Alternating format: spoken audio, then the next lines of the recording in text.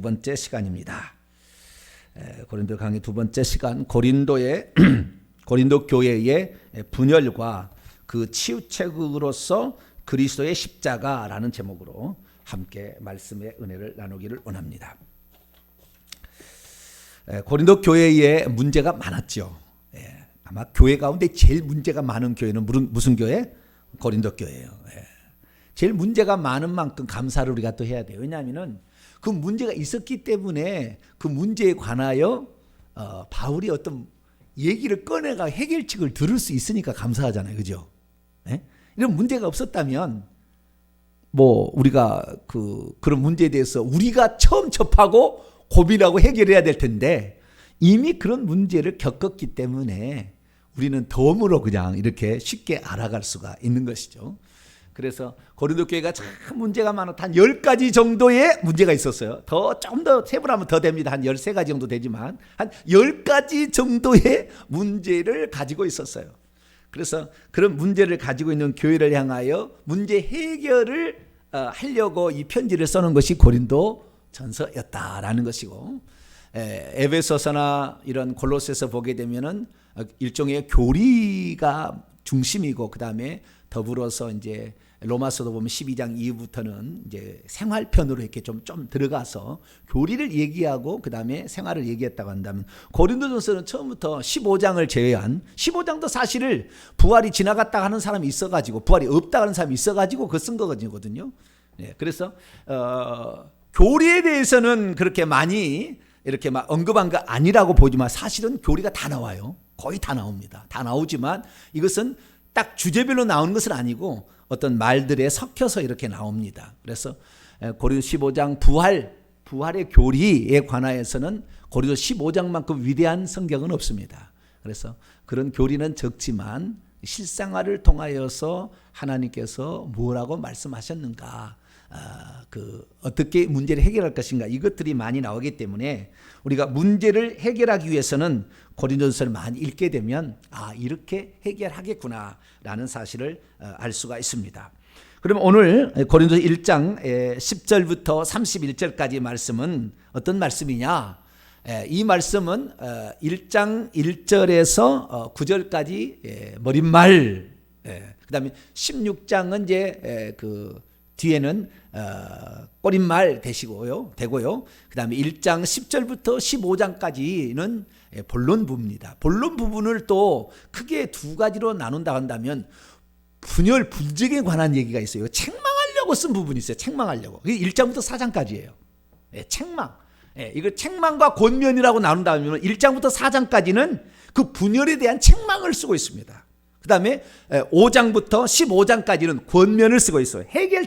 해결책을 제시하는 거죠. 책망하고 해결책을 제시하는 거죠. 그래서 우리가 지난 시간에 서론 부분에서 칭찬을 엄청나게 내가 많이 했다고 했잖아요. 뭐 하려고? 2장, 3장, 4장을 쓰려고, 2장, 3장, 4장을 쓰려고 지금 어마어마하게 너희는 천국까지도 갈 수 있는 사람, 은사와 은혜가 엄청 풍성해가지고 부족함이 없는 교회, 너희들의 소문이 얼마나 위대하냐, 이렇게 얘기를 해서 결국에 칭찬을 하는데, 칭찬한 다음에 그 다음에 책망이 들어오는 거예요.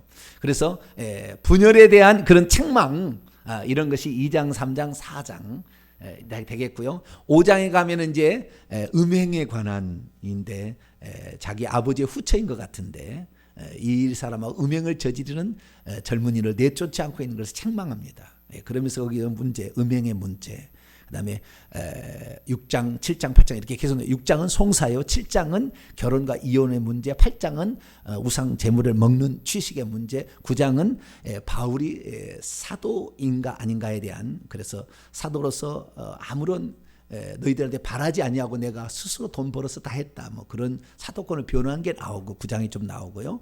그 다음에 10장, 11장, 12장이 나오는데 10장 가서 이스라엘 민족과 이스라엘 민족이 어떻게 구원하는 그런 과정을 통하여 그때 우상 숭배하다가 큰 문제가 생겨서 말미암아 우상, 귀신에게 이방인들이 제사하는 우상이다 이렇게 얘기하고, 11장에 가서는 이제 머리에 쓰는 문제, 여자들이 머리에 쓰는 문제, 이 문제 얘기하고, 그 다음에 성만찬 문제를 또 얘기해서 성만찬할 때 또 분쟁이 있었거든요. 그 문제 있었어요. 그래서 그 문제를 또 얘기해주고 12장, 13, 14장은 은사장입니다. 그래서 12장은 예수 그리스도께서 우리에게 지체로 다 줬기 때문에 눈과 코가 이렇게 다 지체가 있다. 그래서 한 몸에 지체가 많은데 다 용도가 다르듯이 하나님께서는 은사를 다 사람이 다 다르게 주셨다.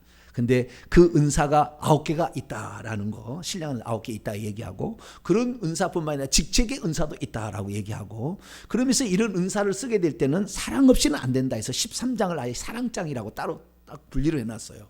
그래서 13장에 사랑이 없으면 모든 은사가 쓸모없다 이렇게 얘기하고, 그 다음에 14장에서는 가장 중요한 은사인 방언과 예언의 문제를 거기 얘기하고, 15장에 가면 부활의 문제, 16장의 마지막에 예루살렘에 헌금하는 그 문제와 인사말로 이게 마치게 되는 것이 이제 고린도전서의 전체적인 내용입니다. 그래서 지난 시간에 이 부분에 관하여 제가 조금 더 오늘보다는 자세히 다뤘습니다. 그래서 이런 문제를 풀어가는데, 오늘은 그 중에서 분쟁에 관한 문제 중에서 분쟁의 그 문제가 어떻게 해서 그 문제가 생겨났는가, 그것을 바울이 글로에라는 사람의 지편을 통하여, 어떤 사람을 통하여 듣게 됩니다. 그래서 그 분쟁의 소식을 듣게 되면서 호되게 야단을 치는 거예요. 호되게 야단을 치면서 그 문제를 어떻게 바울은 풀어가고 있는가라는 사실, 이것이 계속 1장부터 시작된 것이 계속 4장까지 가게 되는 것인데, 1장은 바로 그 분쟁에 관한 바울의 책망, 이것이 1장 10절부터 31절까지 일부분이 이제 기록되어 있다라는 것이 전체적인 그